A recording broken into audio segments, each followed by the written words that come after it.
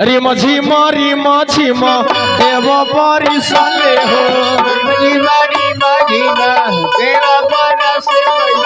रिम झिम देव परिसले हो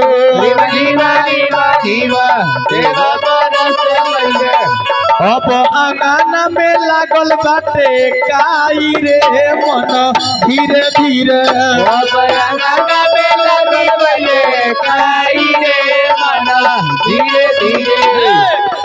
बबुआ के मामी जी जल्दी से लिया के दे दी कुछ तो गरिया दे तो कोनो फायदा होई ना। ओए ठाकुर जी रुक जाइए अभी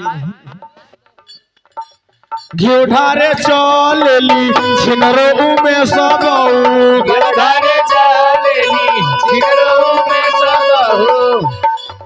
घिउ ढारे चलेली छिनरो राजन बऊ ढारे चलेली छिनरो राजन बऊ रउआ देनी हो। अच्छा चले मामी के ने कभी नहीं खाइल हमरा ओइ से गरिया होता नहीं हां गरिया ले है में होई। अरे मामी भइले हो या खुला घिउ ढारे चलेली छिनरो बबुआ के मामी ढारे चलेली छिनरो बबुआ के मामी अब गोड़ावा गइल बिछ लाई रे मन धीरे धीरे बबुआवा गइल बिछ लाई रे मन धीरे अरे विकास बौरुसेली नहर पर जाके सुतेली उ कहले सुतेली महाराज धोबी के गधा आवेला है को जगावेला अच्छा ई साड़ी केकरा और साइलो अच्छा चली बड़ी आहा हा नौसे बाबू के नानी के ओर से ये खुशी है। ये श्रद्धा हो 101 रुपया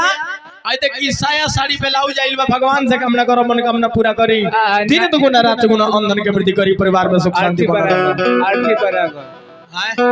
आरती बराबर ब्याजी गरिया दी आरती बराबर अरे दादा रहरी के तीन पतैया तीनों लहरदार है आ त्रिलोकी जी के 5 महीनिया 5 रंडी बाज